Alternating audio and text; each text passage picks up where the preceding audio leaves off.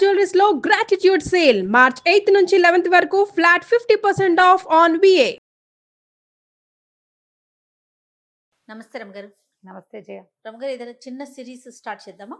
2-3 భాగాలు వచ్చేది చేద్దామా? షూర్. చందమామ కథలోని సైమన్ అనే ఒక కుర్రాడి కథ. కథ పేరే సైమన్. పూర్వం అంట మనదేనా? మన దేశపు కథ కాదు. సైమన్ పేరే ఉంది కదా, పేరు వేరేగా ఉంది. అక్కడ పద్ధతులు వ్యవహారాలు వేరు కదా. చందమామ కథ కదా, అవును, వినేయచ్చుగా మనం. ఖచ్చితంగా. పోలాండ్ దేశంలో పెద్ద నగరానికి అనుబంధంగా ఉన్న చిన్న చిన్న ఊళ్ళలో ఒక ఊర్లో ఒక వసతి గృహం ఉన్న ఒక ఆయన ఉండేవాడు. వసతి గృహం అంటే ఒక చిన్న హోటల్ లాంటిది. జనాలు ఆ దారిని వెళ్ళేవాళ్ళు, ప్రయాణం చేసేవాళ్ళు, తర్వాత యాత్రికులు వాళ్ళు ఈ కొంత డబ్బు ఇచ్చి అక్కడ బస చేసేందుకు అవకాశం ఉండేది. ఈ నగరానికి చుట్టుపక్కల ఊళ్ళల్లో ఇలాంటివి ఉండేవి. ఇలాంటి ఒక వసతి గృహపు యజమానికి ఒక కొడుకు ఉండేవాడు. వాడి పేరు సైమన్. వాళ్ళకి చక్కగా డబ్బులు ఉన్నాయి, హోటల్ బాగా నడుస్తుంది. అది నగరానికి వెళ్ళే దారి. సైనికాధికారులు వాళ్ళు కూడా దిగుతారు, ఆగుతారు, అంతా బాగుంటుంది. ఈ కుర్రాడు అందమైన వాడు, తెలివైనవాడు, కానీ ఆకతాయి, సోమరిపోతూ, ఏమీ పని చేసేవాడు కాదు. అన్ని లక్షణాలు ఉన్నాయి. ఒకడే కొడుకు అవడంతో వాళ్ళమ్మ వాడిని బాగా పోషించేది. రకరకాల మద్యాలు తాగటం, ఫ్రెండ్స్ తోటి అల్లరి చిల్లరి పనులు చేయటం, అక్కడికి ఇక్కడికి వెళ్ళిపోతూ ఉంటాం. అప్పుడప్పుడు వాళ్ళ నాన్న గల్లాపేటలోంచి 10 రూపాయలు సంగ్రహించడం, ఇలాంటివి చేసేవాడు. తండ్రి మాట వాడు వినేవాడు కాదు. ఈ ఒక్క పిల్లాడు అవడంతో తల్లి కొంచెం వెనకేసుకొచ్చేది. అప్పటి కాలంలో ఏంటంటే కుర్రాళ్ళు సైన్యంలో చేరటం అనేది ఒక రివాజు. రాజుగారి సైన్యంలో చేరటం, కోటలో పనిచేయటం, కొంతకాలం అయ్యాక రిటైర్మెంట్ ఇచ్చేసేవాళ్ళు. అప్పుడు కొంత డబ్బు ఇచ్చి పంపించేవాళ్ళు. స్వచ్ఛందంగా సైన్యంలో చేరతామని వెళ్తే ఉద్యోగాల్లోకి తీసుకునేవాళ్ళు. మిగిలిన వాళ్ళు వ్యాపారాలు అవి చేసుకునేవాళ్ళు. తర్వాత కుమ్మరి వృత్తులు ఉండేవి, వృత్తులు చేసుకునేవాళ్ళు. సైన్యంలో చేరటానికి ఏ వృత్తి వాడైనా అర్హుడే. కుర్రాడు వాళ్ళ నాన్న పంపించాలి, పిల్లాడు వెళ్ళాలి. పిల్లాడు నేను వెళ్ళనన్నా, నాన్న వెళ్ళమన్నాడు అనుకో, తండ్రులకి సర్వాధికారాలు ఉండేవి పిల్లల మీద. కొడుకు ప్రాణాల మీద, నా కొడుకు నేను చంపుకున్నానంటే కోర్టు కేసు ఉండేది కాదు. నా కొడుకు మాట వెళ్ళలేదు, కొట్టి చంపేసా అన్నాడు అనుకో నాన్న, అలాగా అనేవాళ్ళు, అంతే. ఏం అడిగేవాళ్ళు కాదు. అంత సర్వాధికారాలు తండ్రులకు ఉండేవి. తండ్రి సైన్యంలోకి పంపాలంటే 5 మగపిల్లలు ఉంటే 5 పంపేవాడు. తల్లికి కూడా కాదనేందుకు అవకాశం లేదు. వాళ్ళ కాలము, వాళ్ళ దేశము అలాంటివి. ఈయన ఒకరోజు విసుగు పుట్టిపోయింది ఈ సైమన్ వాళ్ళ నాన్నకి. ఏం చేశాడు, సైనికుల దుస్తులు ఒక జత తెప్పించి వాడికి బట్టలు తొడిగించి చేతికో ఈటిచ్చి నగరానికి వెళ్ళిపో, తిరిగి చూసావా చంపేస్తానన్నాడు. ఈ బల్లెం ఇచ్చి నువ్వు పో, వెళ్ళి రాజుగారి దగ్గర గస్తీ భట్టుడుగా ఉండమని పంపేశాడు. తిరిగి వస్తే చంపుతానన్నాడు. నాన్న మాట కాదనడానికి వీళ్ళు అల్లరి చిల్లరగా ఇక్కడ ఎంతైనా తిరగచ్చు. ఆయన వెళ్ళిపోన్నాడు, వెళ్ళిపోవడమే. సరే ఇంట్లో నుంచి పంపిస్తే తల్లి ఏడిచింది, కానీ మనవాడు పోయి రాజుగారి దగ్గరికి చేరాడు. నగరానికి చేరాక ఒక గస్తీ భట్టుడుగా చేరాడు. అక్కడ ఏం చేస్తాడు, ఏదో చిన్న జీతం వస్తుంది. అక్కడ కూడా వాడు పనికి మాలిన వెధవలందరినీ చేర్చి తాగటం అలా చేసేవాడు. ఒక వృద్ధ భట్టుడి ఇంట్లో బస చేసేవాడు. బస చేసి ఏమన్నాడు, చిచ్చి నాకు ఈ ఊరేం బాగోలేదు, మా ఊరే చాలా హాయిగా ఉంది, తిన్నంత తిండి, రకరకాల సారాయిలు, హాయిగా ఫ్రెండ్స్తో గప్పాలు కొడుతూ తిరగచ్చు, ఈ ఊళ్ళో ఏమీ బాగోలేదు, డబ్బులు లేవు ఖర్చు పెట్టుకోవడానికి అని గోలు పెట్టేవాడు. ఆ భట్టుడు వాడికి ఈ కుర్రాడిని చూసి ఆయన సరదాకి ఆయన ఏమన్నాడంటే, ఒరే ఏముందిరా, ఓ పని చెయ్యి, మీ నాన్నకు ఒక ఉత్తరం రాయి, నాకు ఇక్కడ ఉద్యోగం బాగా కుదిరింది, నన్ను జమీదారుగా ప్రమోషన్ ఇచ్చారు, ఇక్కడ అందరికీ పార్టీ ఇవ్వాలి, డబ్బులు పంపించమను మీ నాన్నని అనగానే వీడికి మంచి ఐడియా తట్టింది. నాన్నకు ఉత్తరం రాశాడు. నాన్న నేను ఉద్యోగంలో చేరా 3 నెలలు అయింది కదా, 4 నెలల్లో జమీదారుగా నా బాధ్యతను గమనించి ఉద్యోగం ఇచ్చారు, ప్రమోషన్ వచ్చింది, ఇక్కడ చాలామంది స్నేహితులు అందరూ పార్టీ అడుగుతున్నారు, నా జీతం నాకే సరిపోతుంది అనగానే వాళ్ళ నాన్న సంతోషించి కొడుకు ప్రయోజకుడయ్యాడని డబ్బులు పంపాడు. ఆ డబ్బులతో వీడు ఒక వెలిగాడు కొన్నాళ్ళ వాక. తర్వాత ఏం చేశాడు, వాడికి ఐడియా తెలిసిందిగా, నేను సుబేదారుని అయ్యా నాన్న అని మళ్ళీ 6 నెలలకు ఉత్తరం రాశాడు. మళ్ళీ నాన్న డబ్బులు పంపించాడు. జమీదారు సుబేదారు అయిన తర్వాత సైనికాధికారి అవ్వాలి. సరే ఇంక ఏం చేయాలో ఆలోచించి ఏం చేశాడు, చివరికి డబ్బులు కావాలి వీడికి. వీడికి వాడి ఫ్రెండ్స్ అంతా పార్టీలు అడుగుతారు, బయటికి వెళ్ళాలి, ఎక్కడికైనా తినాలి, తాగాలి, ఆడేయాలి, అందుకని నేను సైనికాధికారిని అయ్యాను అని ఉత్తరం రాసేశాడు. వాళ్ళ నాన్న డబ్బులు పుచ్చుకున్నవాడు కూడా, మనవాడు ఇంత తరక్కీ చేస్తే, ఇన్ని ప్రమోషన్లు వస్తే మనం కంటితో చూడాలి కదా, వెళ్ళి పద వెళ్దామని పెళ్ళాన్ని బయలుదేరి బండి వేసుకుని బయలుదేరారు. వాళ్ళ ఊళ్ళోకి వచ్చిన రోజున ఒక పెద్ద సైనిక కవాతు జరుగుతోంది. సైనిక కవాతు అంటే ఇక ఆ సైనికులంతా ఇలా నడిచి వెళ్తున్నారనమాట. రాజుగారు వెళ్తుంటే రాజుగారి ముందు మొత్తం సైన్యం అంతా ఇప్పుడు మనకు కూడా ఉన్నాయిగా సైనిక వందనాలు ఇవేవో జరుగుతాయి. ఇవన్నీ పాత పద్ధతులే కదా రమ్మగారు. ఈ పేర్లు మార్పు అంతే. అంటే అవన్నీ ఇంగ్లీష్వి. ఎస్ మీరు ఒక్కొక్కటి కొన్ని విషయాలు చెప్తుంటే ఇప్పుడు మనం ఫాలో అవుతుంటాం, కానీ అవన్నీ ఒకప్పుడు ఉన్నవే కదా. బ్రిటిష్ కల్చర్ అది. సైనిక వందనాలు అవన్నీ వాళ్ళవే. అయితే ఈ వెళ్తూ ఉంటే వీళ్ళు అక్కడ నిలబడి అదంతా చూసారు. అమ్మా నాన్న బండి దిగి కొడుకు కనిపించలే, వెతుకుతున్నారు. సైనికాధికారులు అంటే ప్రత్యేకమైన దుస్తులు అంటే వాళ్ళకి తెలిసి ఇప్పుడు డెసిగ్నేషన్ కానిస్టేబుల్కి ఎస్ఐకి సిఐకి మనకి డిఫరెన్స్ తెలుస్తాయి. ఐజీ బట్టలు అవి వేరుగా ఉంటాయి. యూనిఫామ్స్ తెలుసు వీళ్ళకి. సైనికాధికారులు చాలా మంది కనబడతారు, అందులో సైమన్ లేడు.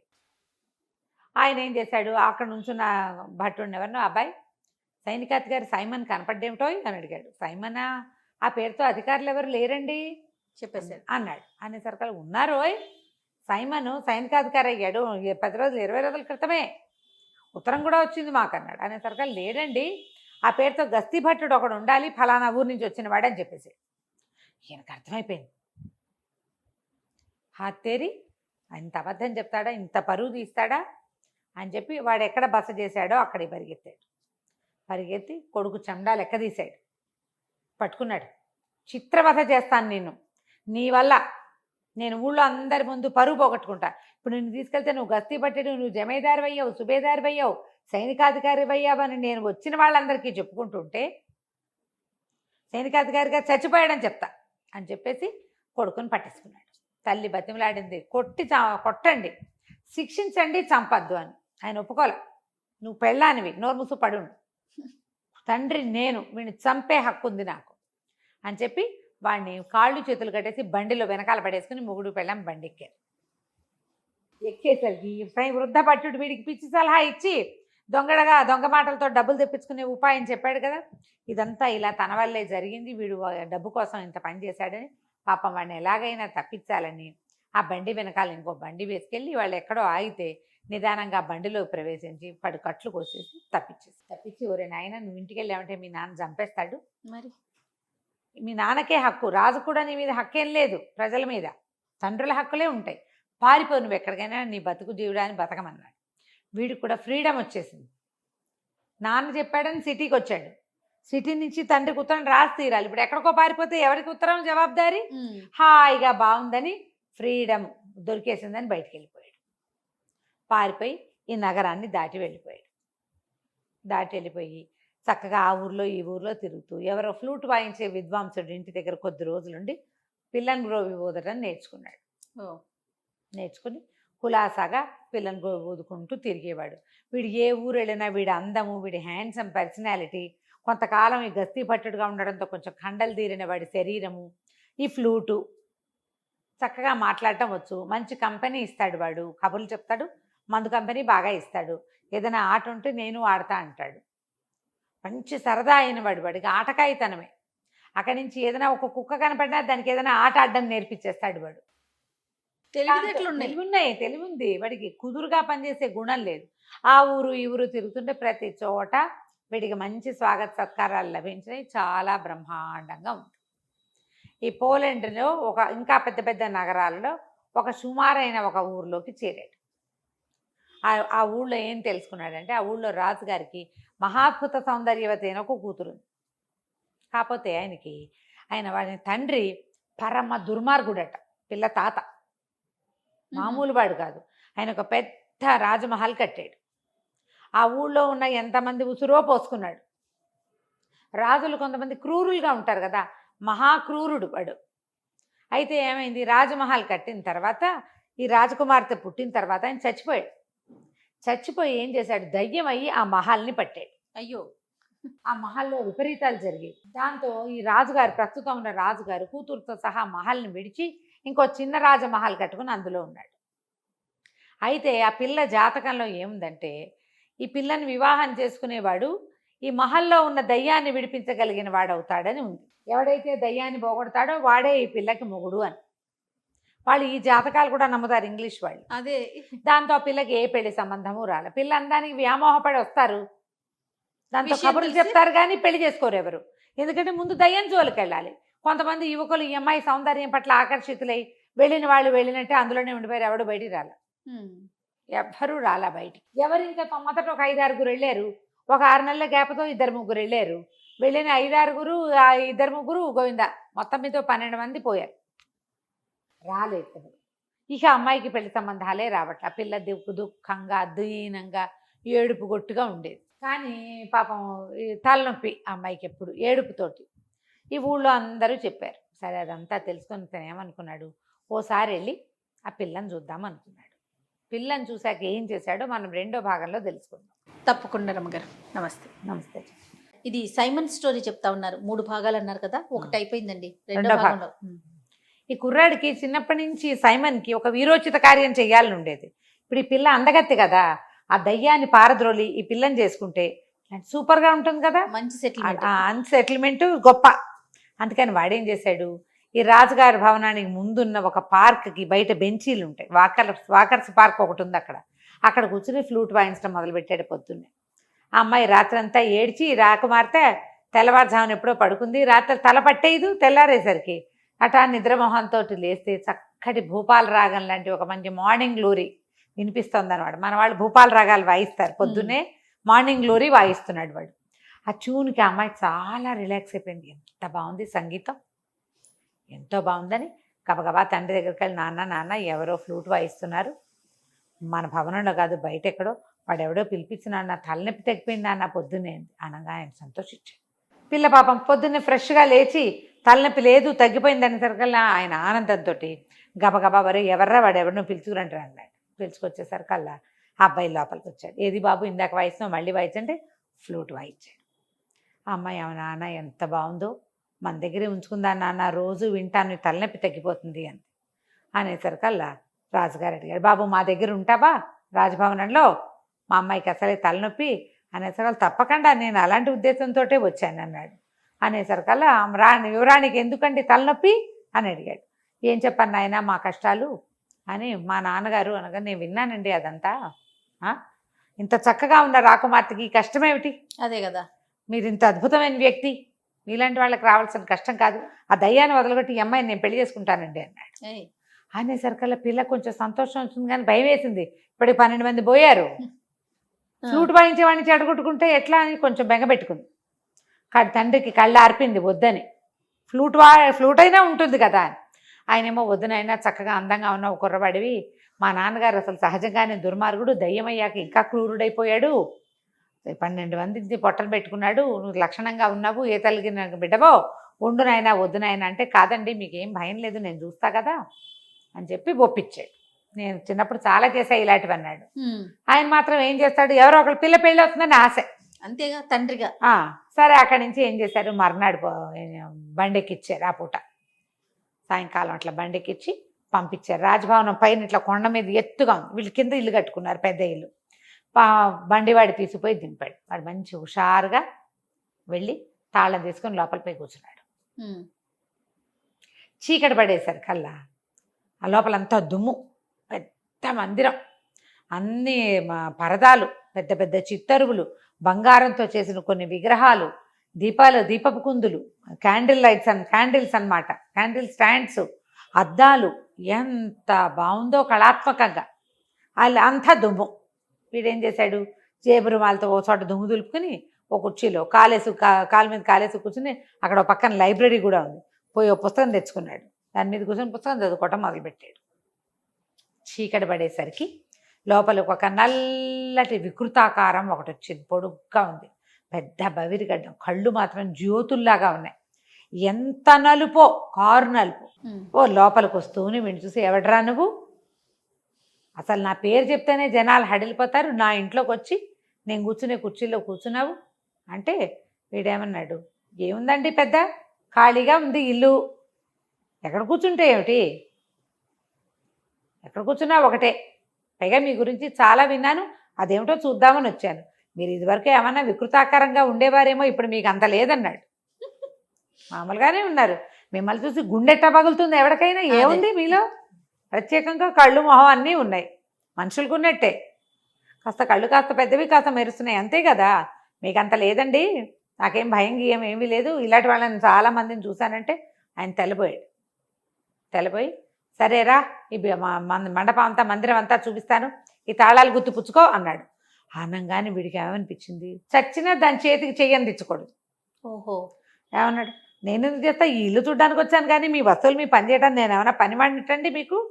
అలాంటివి ఏం కుదరవు. ఏమన్నా చూపిస్తానంటే చూపించండి, మీ తాళాలు మీరే మోసుకోండి, మీరే తీసుకోండి, నాకు అక్కర్లేదు. చూపిస్తే చూస్తా, లేకపోతే ఇదిగో లైట్ వెలిగించానుక పుస్తకం చదువుకుని ఇక్కడ ఉన్న చల్లగాలి పీల్చి కొండ మీద గాలి వెళ్ళిపోతా అనేసరికి అంత సులువా ఇక్కడి నుంచి వెళ్ళిపోతాం అన్నట్టు. నన్ను ఎవడాపుతాడండి అన్నాడు వీడు. నన్ను ఎవడాపుతాడు, నన్ను ఎవరు ఆపేది ఏం లేదంటే సరే నీ గదిలో చూపిస్తాను రా అన్నాడు. ఒక్కో గది వెళ్ళి తాళం తీయటం మొదలుపెట్టాడు. ఈ ఒక్కొక్క గదిలోకి ఆయన వెళ్తుంటే నల్లటి నలుపు విరిగి కొంచెం తెల్లబడ్డం మొదలుపెట్టింది బాడీ పైనుంచి ఆయనకి. ఎన్ని గదులో ఒక్కో గదిలోకి వెళ్తుంటే కొంచెం కొంచెం కొంచెం కొంచెం ఇంచి చొప్పున మొత్తం తెల్లబడిపోతాం. గడ్డం కూడా తెలిపి వచ్చేసింది, బాడీ అంతా తెల్లబడిపోయింది. అదేంటంటే ఒక గాలిలాగా కదులుతున్న ఆకారం నల్లగా ఉంది, ఇప్పుడు తెల్లబడి. అక్కడి నుంచి ఆఖరి గదిలోకి తీసుకుపోయాడు. ఇది ఆఖరి గది, దీని తాళం తీయి అన్నాడు. అనగానే తాళం తీసుకోకూడదు అనిపించింది కుర్రాడికి. నేను ఎందుకు తీస్తాను, ఇన్ని తాళాలు తీసిన వాళ్ళు అది తీయలేరా, అది కూడా తీయండి మీరే అని అన్నాడు. ఆఖరి తాళం తీస్తే అందులో నుంచి దుర్వాసన వచ్చింది. 12 శవాలు ఉన్నాయి లోపల. ఓహోహో. ఈయన పూర్తిగా తెల్లగా అయిపోయాడు. ఆయన ఎక్కడి నుంచి ఏం చేశాడు, గొడ్డలు తీసుకొచ్చాడు. నాయన నువ్వు ధైర్యశాలివి, ఎవడో ఒకడు నాకు ఇక్కడి నుంచి విముక్తి ఇవ్వాలి, ఈ గొడ్డలు తీసుకో, నా మెడ కొట్టేసి ఒక దెబ్బ నన్ను కొట్టేయాలి. నన్ను కొట్టలేక నన్ను చూసి భయపడి నాకు ఆ వికృతాకారాన్ని తెచ్చారు వీళ్ళంతా. ఒక్క దెబ్బ కొట్టావా నాకు నేను వెళ్ళిపోతా, నా దారిని నేను, ఈ భవనంలో ఇంకా నాదేం ఉండదు, నా కొడుకు వచ్చి రాజ్యం చేసుకోవచ్చు, నువ్వు కావాలంటే నా మనవరాలని పెళ్లి చేసుకోవచ్చు అంటే వీడు ఆలోచించకుండా ఆ చేతిలోంచి వెండి గొడ్డలు తీసుకుని పటామని మెడ ఎగర కొట్టేశాడు. ఎప్పుడైతే ఈ మెడ ఎగిరిపోయిందో ఆ శరీరాన్నిలోంచి ఒక చిన్న పిచ్చిక బయటకు వచ్చి తుర్రుమంటే ఎగిరిపోయింది. ఎగిరిపోయేసరికల్లా వీడు ఏం చేశాడు, ఆ గొడ్డలు అక్కడ వారేసి ఆ వాసన వస్తున్న తలుపు మూసేసి ఆ తాళాలు తీసాడుగా, ఆ తాళాలు గుర్తు చేత్తపుచ్చుకుని వచ్చి హాల్లో పడుకున్నాడు. అర్ధరాత్రి ఎక్కడికి వెళ్తాడు, తెల్లవారి బండివాడు వచ్చేసరికల్లా అన్ని తలుపులు తీసున్నాయి. కుర్రాడు బయటకు వచ్చాడు. రాజుగారు కూడా పరిగెత్తుకొచ్చాడు, ఏమైనా అయిపోయాడేమో వీడు. ఆయన ఆశ్చర్యపోయాడు, ఓరిని నువ్వు భలేవాడివిరా అని. అక్కడి నుంచి తీసుకెళ్లారు, ఆ అమ్మాయితో పెళ్ళి అన్నారు, సంతోషంగా ఉన్నారు కొద్ది రోజులు. పెళ్ళి అయిపోయింది. పెళ్లి కాల, కొన్నాళ్ళు విద్యులు వినోదాల్లో కాలక్షేపం చేశారు. ఈ బిల్డింగ్ అంతా క్లీన్ చేయడం, శుభ్రం చేయడం అవన్నీ ప్రీ వెడ్డింగ్ లో ఉన్నారు.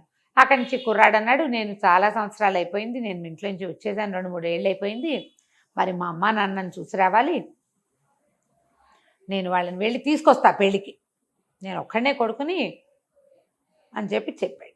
చెప్పేసరికల్లా సరే వీళ్ళు ఏమన్నారు, యువరాణి అంది, నువ్వు వెళ్ళిపోయి మళ్ళీ రాపోతే అంది, ఏం కాదు గడువు పెడతా 15 రోజులు 24 రోజులు, నేను రాపోతే నువ్వు రా, నువ్వు వచ్చి ఇదిగో ఇది దారి, మా ఊరిది, పోలాండ్ మధ్యలో నుంచి ఇట్లా వెళ్ళాలని దారి మ్యాప్ అన్నీ గీసిచ్చాడు.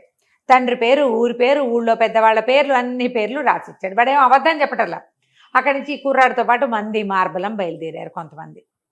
మరి రాకుమారుడు అయ్యాడు కదా రాజకుమార్తెకి భర్త, మంది మార్బలం బయలుదేరేసి తీసి కొన్ని గుర్రాలు, కొంత డబ్బు, మరి పనివాళ్ళు ఓ 15-20 మంది దాకా బయలుదేరారు.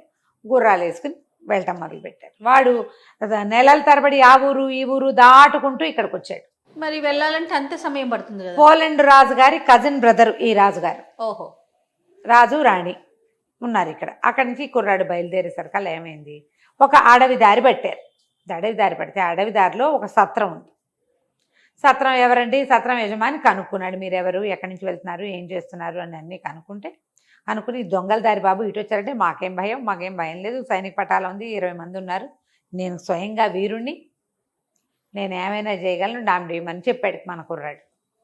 చెప్పిన తర్వాత ఏమైంది, అర్ధరాత్రి అయింది. ఇది సత్రం యజమాని దారి దోపిడీ దొంగలకి ఫ్రెండ్. ఓహో. అసలు దారి దోపిడీ దొంగలు ఉండే సత్రం అది, ఎక్కువగా వాళ్ళకే అది ఆవాసంగా ఉంటుంది. వాళ్ళు కొట్టుకొచ్చినవి వీళ్ళకి వాటా ఇస్తారు. వాడేం చేశాడు, ఆ దోపిడీ దొంగలకు కబురు చేశాడు. ఒక చిన్న పటాలం 20-25 మంది సైనికులు ఉన్నారు, ఒక కుర్రాడు ఉన్నాడు, రేచులా ఉన్నాడు, కానీ వీళ్ళ దగ్గర బోల్డు డబ్బు ఉంది, నగలు నాణ్యాలు చాలా ఉన్నాయి, గుర్రాలు ఉన్నాయని కబురు చేసేసరికల్లా వీళ్ళు సుష్టుగా తిని పడుకున్నారు. వీళ్ళకేం తెలుసు, అవును. సత్రం కదా అనుకున్నారు. వీళ్ళు నిద్రలో ఉండగా దారిదోపిడి దొంగలు వచ్చి పడిపోయారు. అయ్యో. పడిపోయి ఈ 15-20 మందిని హతమార్చేశారు. ఉమ్. గుర్రాలను స్వాధీనం చేసుకున్నారు. లోపలికి వచ్చి కుర్రాడి మీద కత్తి విసిరారు. దూరం నుంచి విసిరేశారు పడుకున్న వాడి మీద. వాళ్ళకేం ఫైటింగ్ చేసే ఉద్దేశం లేదు. దెబ్బ తగలలేదు, కానీ వీడి చేతికి గుచ్చుకుంది. వాడికి తెలిసిపోయింది ఎవరో వచ్చారని. తీరా వాడికి ఏం అర్థమైంది, బయట ఏమీ సద్దు లేదంటే 20 మంది పోయారనమాట. ఇప్పుడు తను కదిలితే వాళ్ళు 50 మంది ఉన్నారు, తను వేసేస్తారు.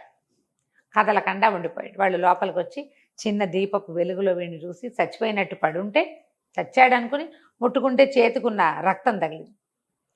నెత్తురు తగులుతోంది, చచ్చిపోతాడు కాసేపటికి స్పృహ తప్పినట్టున్నాడని వీడు ఉంగరాలు, మెళ్ళలో ఉన్నవి, తర్వాత బట్టలు సమస్తం తీసేసుకున్నారు. ఉమ్. తీసేసుకుని బయలుదేరి వెళ్ళిపోయారు. వాళ్ళు ఎప్పుడైతే బయటికి వెళ్ళారో మన కుర్రాడు కూడా వాళ్ళ వెంబడబడి బయటకు వచ్చేసాడు. వీడు ఒంటి మీద పైన వేసుకునే ఒక షర్టు లాంటిది, ఏమంటారు మన రాత్రిపూట వేసుకుంటారు కదా, చిన్న మ్యాక్సీ మోకాళ్ళ దాకా ఉండేది, ఇట్లా పైనుంచి తొడుకునేది, అదే. హౌస్ గౌను ఉమ్. అంతే ఉంది. ఉమ్. వాళ్ళ వెనకాల పడి నడుచుకుంటూ వచ్చేసాడు. వస్తే ఈ దొంగలకి ఒక అడవిలో ఒక రహస్య మార్గం ఉంది. ఆ రహస్య మార్గంలోకి ప్రవేశించారు.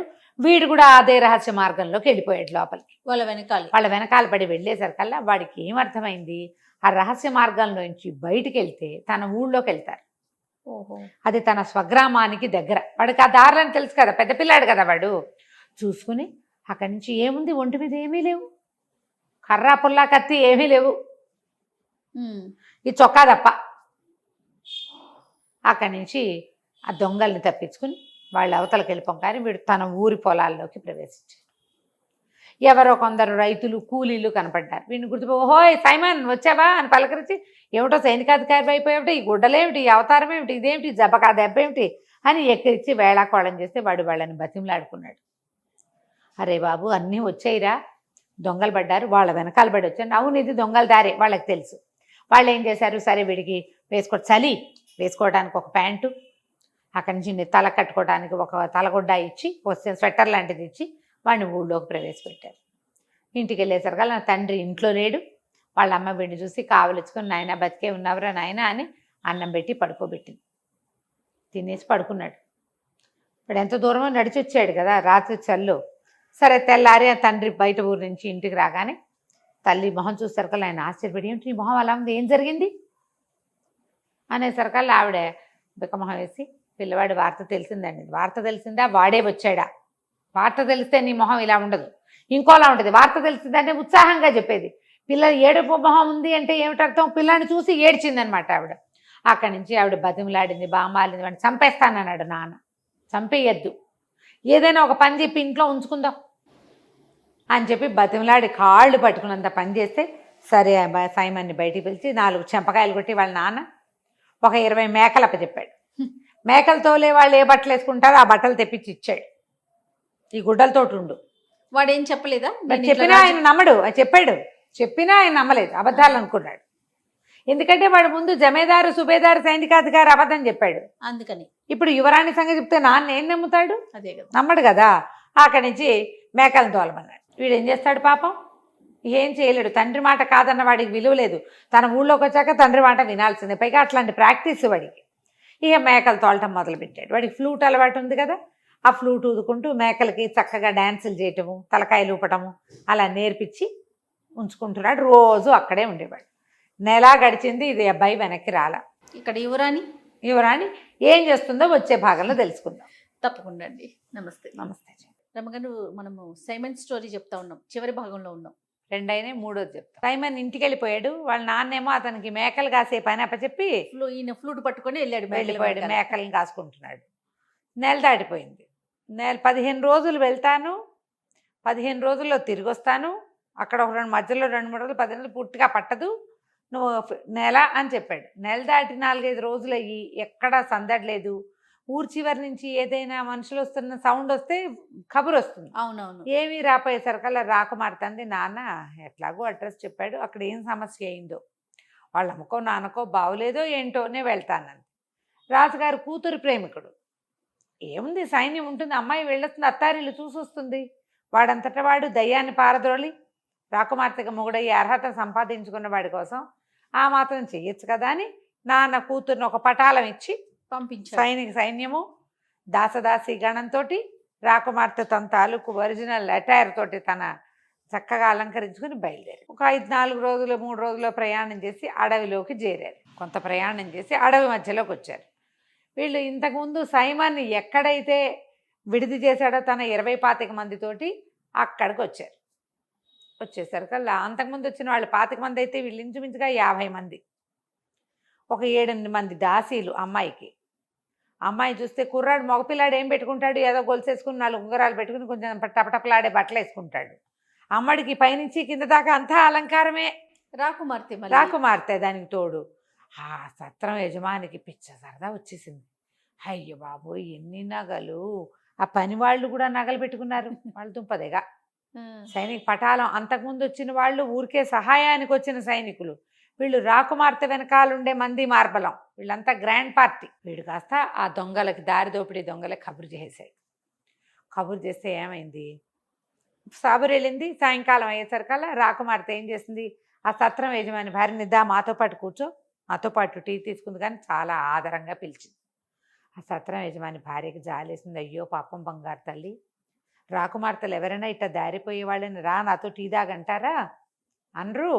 దీనికి మంచి మాట చెప్పాలని, ఓయమ్మా తల్లి మా ఆయన దొంగవాడు, దారిదోపిడి దొంగలకు స్నేహితుడు, అసలు ఇక్కడ విడిది చేసే వాళ్ళే ఇట్లా మీలాగా వచ్చేవాళ్ళు చాలా తక్కువ, వచ్చిన వాళ్ళు వచ్చినట్టు వీళ్ళు నిర్మూలించేస్తారు.